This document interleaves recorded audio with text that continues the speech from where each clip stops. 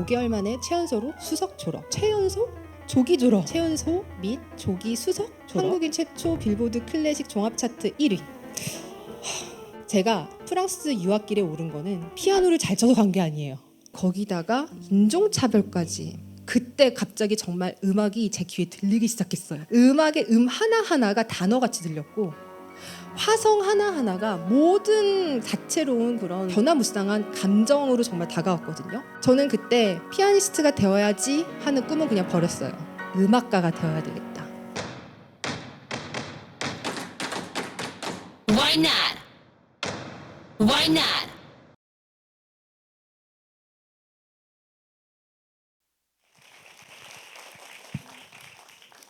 여러분 안녕하세요.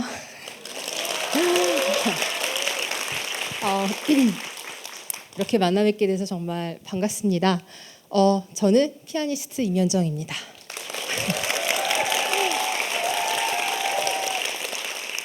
만 12살에 홀홀 단신 프랑스 유학길에 올라 프랑스 콤피에느 음악원을 5개월 만에 최연소로 수석 졸업. 루앙 국립음악원에 입학해서 15살의 나이로 최연소 조기 졸업. 바로 1년 뒤에 파리 국립고등음악원에 입학해서 최연소 및 조기 수석 졸업. 그 후 한국인 최초 빌보드 클래식 종합 차트 1위, 그리고 빌보드 역사상 최초로 데뷔 앨범이 클래식 종합 차트 1위. 대한민국의 싸이님보다 먼저 빌보드 클래식 차트를 점령한 사람이 바로 저랍니다. 감사합니다. 네. 여러분 솔직히 이 프로필, 이 양력을 들으셨을 때 어떤 생각이 드셨어요? 사기 캐릭터.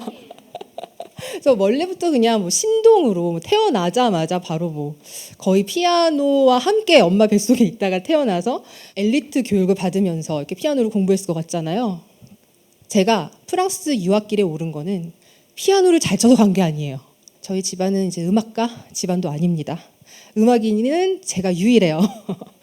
자, 3살로 돌아갈게요. 제가 만 3살에 피아노를 시작했는데 사실 저희 어머니께서 그냥 동네 학원에 피아노를 치면은 뇌가 좋아진다. 두뇌, 양뇌가 발달하는데 굉장히 좋다 해가지고 그냥 피아노 학원에 저를 보냈고, 그때 당시에도 이제 피아노 학원에 가는 게 굉장히 유행이었잖아요. 그래서 피아노를 그냥 취미로 쳤고 그런 동네 콩쿠르 이런 데 가서 대상 한번 타본 적도 없어요. 저희 어머니가 저에게 항상 하시는 말씀이 있어요. 현정이, 너가 화목하고 행복한 가정에서 태어나고 자라났더라면 네가 아무리 피아노를 잘 치고 해도 너의 등을 막 떠밀어도 절대 너는 안 갔을 거야. 그 나이에는 동네 슈퍼에도 혼자 못 갈 나이거든. 이 엄마의 말에 모든 진실이 다 담겨져 있어요. 제가 결심한 거예요. 제가 부모님께 파리에 파리 국립고등음악원이라고 드뷔시, 그러고 라벨, 생상스 이런 전설적인 작곡가들이 나온 학교인데 그 학교에 나도 한번 들어가 보고 싶다. 이런 클래식 음악을 배우기 위해서는 저는 본토에 가서 배우면 너무 좋다고 생각을 했어요. 사실 우리가 판소리를 만약에 배운다고 생각을 하면 어떤가요? 당연히 외국 사람이 판소리를 배우기 위해서는 우리나라에 오는 게 좋잖아요. 저희 엄마의 지인분의 가족분들이 프랑스의 콤피에뉴라는 도시에 작은 소도시인데 이제 거기에서 자리를 잡고 계셔서 거기에 홈스테이로 제가 가게 됐습니다. 그 어린 소녀가 어떻게 보면은 아주 거대한 꿈을 품고 프랑스에 도착했을 때 저의 머릿속에 그려지는 프랑스는 베르사유 궁전이었어요. 모든 것이 다 아름다울 것만 같았고 모든 사람들이 다 마차 타고 다니고 말 타고 다니고 드레스 입고 다니고 모자 쓰고 다닐 줄 알았는데 전혀 그게 아니더라고요. 그러고 학교에 이제 처음 갔는데 우선 모든 게 다 신비로웠어요. 생긴 것도 다 다르고 지구 반대편에서 물론 말하는 것도 하나도 이해가 안 갔고요. 그때 당시에 저는 봉주르의 봉자도 발음을 잘 못했어요. Bonjour, bonjour, bonjour, comment allez-vous? 네. 프랑스어 배워놓기 잘했네요. 이렇게. 근데 이거 제대로 발음하는데 정말 6개월 열심히 해서 됐는데, 그래서 처음에는 아무것도 안 들리고 이해도 못하겠고 제가 말을 해도 아무도 알아듣지도 못하고, 근데 사실 그것보다 가장 생소하고 힘들었던 거는 그 외국인들이 저를 쳐다보는 눈빛이었어요. 거기 가서는 제가 외국인이잖아요. 외국인이 된다는 거를 그때 제가 처음 느껴봤는데 한국에 있을 때는 제가 전학 한번 가본 적도 없거든요. 뭐 동네 이사 가본 적도 없고 와 외국인이라는 걸 갑자기 느껴보니까 우선 굉장히 신기한 느낌이었는데 거기다가 인종차별까지 당하게 되고 말았죠. 자, 인종차별이란 무엇이냐? 여러분 학교에서 우리 왕따 막 하고 왕따 당하고 그런 적 있잖아요. 그 왕따랑은 또 차원이 다른 겁니다. 제가 이제 처음 살았던 그 꼼피엔이라는 소도시에는 정말 외국인이 거의 저밖에 없을 정도로 뭐 흑인 분들도 없었고 아랍인 분들도 없었고 동양인들은 더더욱 없고 중학교 정교에서 또 저만 동양인이고 이러다 보니까 제 눈으로 보기에는 전 국민이 어른 아이 할 것 없이 모든 사람들이 저를 동물원에 동물 보듯이 했어요. 그러니까 막 싫어서 이렇게 보는 게 아니라 정말 이렇게 하대하는 건데 막 동물원에 동물 보듯이 이게 되게 신기하다. 그런 눈빛을 느끼기 시작하니까 되게 당황스럽더라고요. 그때 어떻게 보면은 제가 직접 극소수가 되고 그런 약자가 되다 보니까는 막 더더욱 약자에 대한 공감 이런 게 또 많이 생기고 우리 모두는 다 동등한 인간인데 내가 지구 반대편에서 그냥 태어났다고 피부 색깔만 다르다고 어떻게 나를 이렇게 차별을 하는가 정말 겉모습만 보고 사람을 판단하는 게 얼마나 부당한 일인지를 제가 직접 피부로 느끼게 됐죠. 근데 음악 시간이었어요. 음악 시간에 무시 갸흐니에라고 이제 선생님이신데 모든 여학생들이 좋아하는 잘생긴 선생님이셨는데 갑자기 선생님 옆에 있는 전자 피아노를 가르치시더니 림 좀 나와서 이거 연주해봐 이러더라고요. 너무 깜짝 놀랐죠. 뭐 그렇게 모든 증오를 막 다 받고 있는 저인데 한 몸에 증오를 받고 있는 저에게 갑자기 이렇게 피아노를 쳐보라고 하니까 너무 당황스러워서 제가 앉아 있는 그 의자와 전기 피아노까지 이렇게 걸어가는 게 한 3,000년은 걸리는 것 같았어요. 투벅 걸어가서 뭐를 연주하지 하다가 그냥 제일 자신 있는 거 내가 제일 잘 치는 거 쳐보자. 그래서 쇼팽의 흑건을 쳤어요. 되게 좀 이렇게 생동감 있고 발랄하고 어떻게 보면 저를 잘 나타내는 지금 이 친구들이 내가 원래 굉장한 말갈량인데 나의 지금 원래 캐릭터를 정말 모르고 있는 것 같잖아요. 그래서 이걸 한번 쳐보자. 그 곡을 치는 순간만큼은 외국인이다. 내가 지금 뭐 인종차별을 당하고 있다. 뭐 이런 거는 다 잊어버리고 그냥 맑고 해맑고 순수하고 걱정 하나 없는 소녀로 되돌아가서 그 흑건을 연주를 했죠.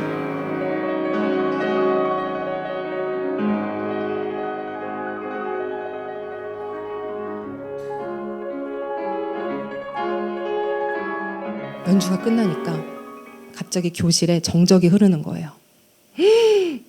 애들이 날 더 싫어하나? 했는데 갑자기 우레와 같은 박수를 치면서 애들이 저를 축하해 주는 거예요. 막 브라보 외치면서. 그리고 쉬는 시간이 됐는데 갑자기 애들이 막 저랑 친해지고 싶다고 갑자기 친구가 되고 싶다고. 그때 저는 음악의 힘을 알았어요.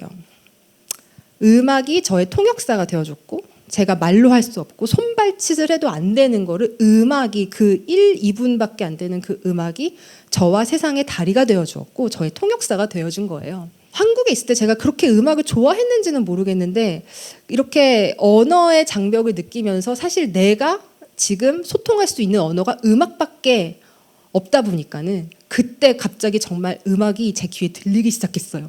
음악의 하나하나가 단어같이 들렸고 화성 하나하나가 모든 다채로운 그런 막 변화무쌍한 감정으로 정말 다가왔거든요. 저는 그때 피아니스트가 되어야지 하는 꿈은 그냥 버렸어요. 음악가가 되어야 되겠다.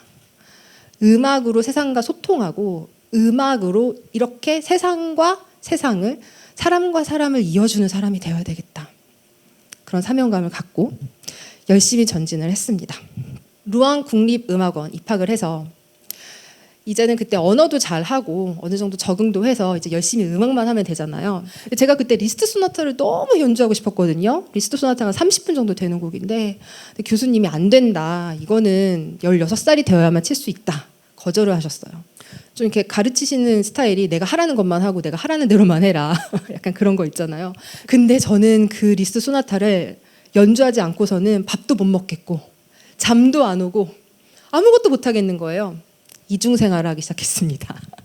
교수님이 가르치시는 이 수업실의 반대편에 있는 스튜디오에 가서 맨날 연습하고 아침에 일찍 가서 연습하고 밤늦게까지 연습하고 이렇게 한 1년 정도 열심히 연습하고 15살이 돼서 제가 선생님한테 선생님 저 이거 이제 리스트 소나타 다 외웠어요. 한번 쳐보겠습니다 했더니 선생님이 너 왜 내 말을 거역했어?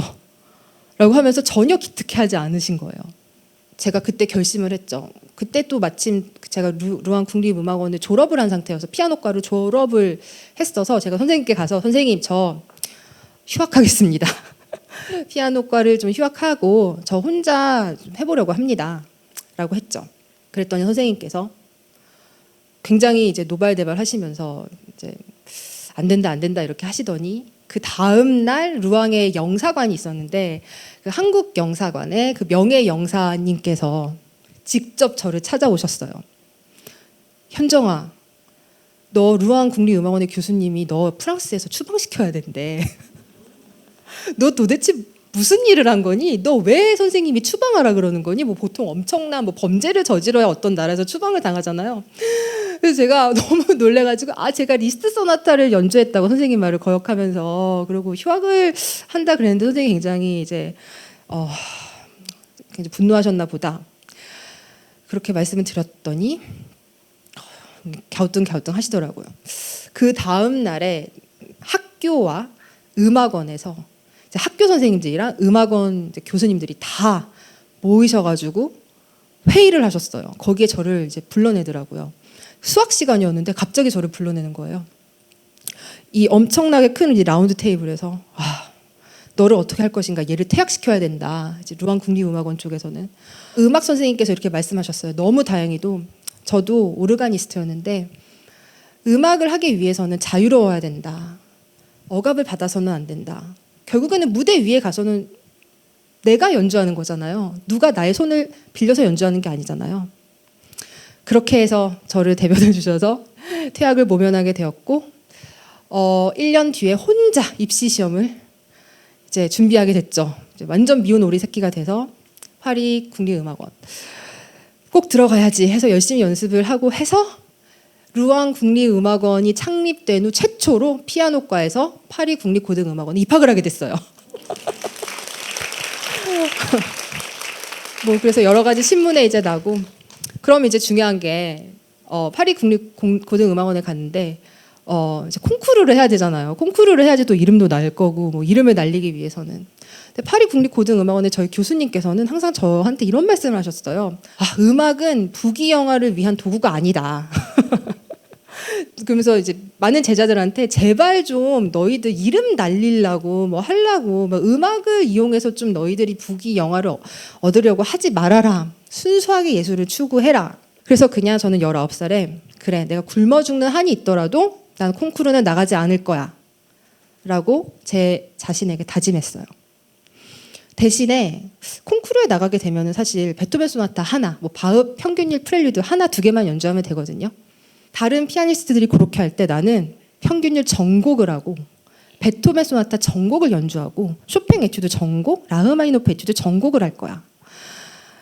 그렇게 그 수많은 레퍼토리를 10년이라는 시간을 제 자신한테 주고 정말 순수한 예술을 추구하다 보면은 부귀영화 같은 거는 그냥 덤으로 따라오는 거야. 저 혼자서 정말 열심히 베토벤 소나타 전곡을 연주하고 에세이도 쓰고 분석도 했는데 어느 날 클래식 음악계의 가장 전설적인 음반 회사죠. EMI 클래식스에서 저에게 데뷔 앨범을 내자고 제안이 왔어요. 사실 스크리아빈과 이제 라벨을 해달라 그랬는데 제가 역제안을 했죠. 안 된다. 난 지금 베토벤을 굉장히 열심히 하고 있어서 베토벤을 해야 한다. 그거를 했는데 아니 그게 빌보드 차트 1위를 하더라고요. 감사합니다. 콩쿠르는 전혀 생각을 안 하고 그냥 제 예술에만 몰두를 하면서 한국에 계신 부모님께 보여드리려고 제가 외국에서 연주한 영상들을 유튜브에 올렸는데 그 올린 영상들 중에 왕벌의 비행이 있는데 또 그게 갑자기 엄청난 인기를 끌면서 이제 그게 저를 알려주는 계기가 됐어요.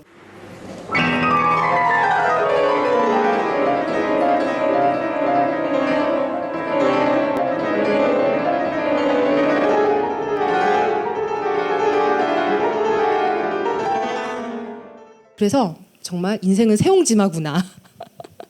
정말 순수하게 예술만 추구했더니, 그리고 내가 원하는 결과대로 되지 않았다 할지언정 오히려 그 결과가, 내가 예상치 못한 결과가 더 좋은 기회로 나를 이끌어줬다. 지금의 저는 인종차별을 반대하기 위해서 전 세계 각종 공연과 강연을 다니고, 사실 더 이상 음악뿐만 아니라 이런 사회적인 활동도 굉장히 많이 하고 있어요.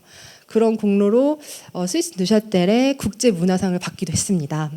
감사합니다. 그리고 무엇보다 콩쿨이나 소수의 클래식이 아니라 대중에게 클래식을 전하기 위해서 이렇게 다방면으로 활동하고 있는데, 비록 여러분이 지금은 직업이나 공부에 있어서 피할 수 없는 경쟁의 환경에 있다고 하시더라도, 혹은 각종 차별이나 이런 불합리한 환경에서 매일 눈물을 흘리고 있는 분들께서 계시다면, 여러분의 존재의 본질까지는 꺾을 수 없습니다. 우리는 있는 그대로 바로 유일하기 때문이에요. 하늘에서 그렇게 눈송이가 많이 내리는데 그 눈송이의 결정체, 현미경으로 보면 그 많은 눈송이 중에 크리스탈이라 그러죠. 크리스탈 그림이 똑같은 게 단 하나도 없대요. 지문도 단 하나도 똑같은 게 없어요. 이렇게 사람이 많은데, 개성은 추구하는 게 아니라 받아들이는 거예요. 그냥 우리는 존재한다는 그거 자체로 벌써 개성 그 자체인 거죠. 여러분 감사합니다.